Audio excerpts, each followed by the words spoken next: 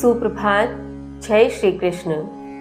कल अध्ययन किए गए श्लोकों में हमने यह समझा कि अर्जुन श्री कृष्ण से कहते हैं कि हे कृष्ण, आप समस्त ऐश्वर्यों के स्वामी हैं और इस प्रकार से आप समस्त लोकों में स्थित हैं, समस्त लोकों में व्याप्त हैं।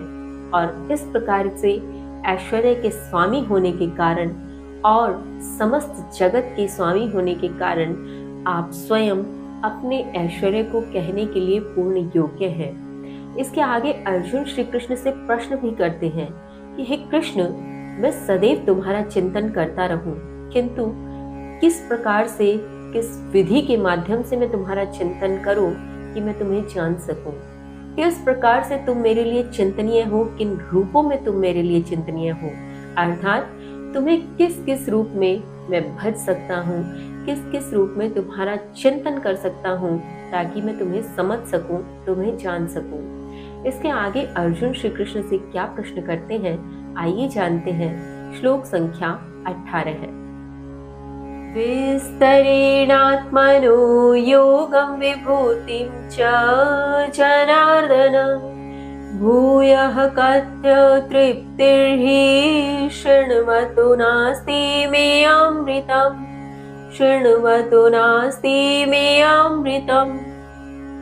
अर्जुन कहते हैं, हे जनार्दन, अपने योग और ऐश्वर्य को विस्तार पूर्वक फिर कहें। अमृत को सुनते हुए निश्चय ही मेरी तुष्टि नहीं है। भावार्थ, यहाँ अर्जुन की व्याकुलता स्पष्ट दिखलाई पड़ रही है, जिसमें अर्जुन व्याकुल होकर कहते हैं कि हे जनार्दन, हे परम पुरुषोत्तम, तुम अपने योग और ऐश्वर्य को विस्तार पूर्वक फिर से कहो, क्योंकि यह जो अमृत का रसपान है, इसे सुनते हुए मैं तुष्ट नहीं हो पा रहा हूँ, मुझे संतुष्टि ही नहीं मिल रही है।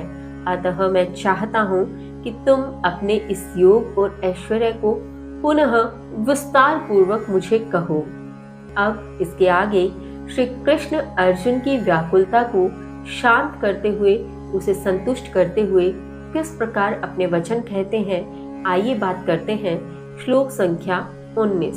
श्री भगवान उवाच, हन्त ते कथयिष्यामि दिव्या हि आत्मीभूतयः प्राधान्यतः कुरु श्रेष्ठ नास्त्यन्तो विस्तरय मे, नास्त्यन्तो विस्तरय मे।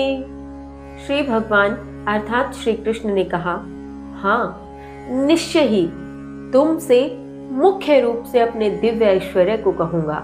मेरे विस्तार की सीमा नहीं है। भावार्थ, यहाँ अर्जुन की व्याकुलता को संतुष्ट करने के लिए, उसे तृप्त करने के लिए कृष्ण कहते हैं कि सही कहा तुमने, मेरे ऐश्वर्य की कोई सीमा नहीं है। मैं अपने इस दिव्य ऐश्वर्य को मुख्य रूप से तुमसे कहूंगा।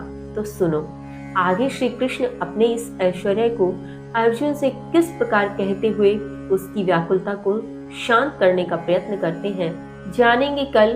तब तक के लिए जय श्री कृष्ण।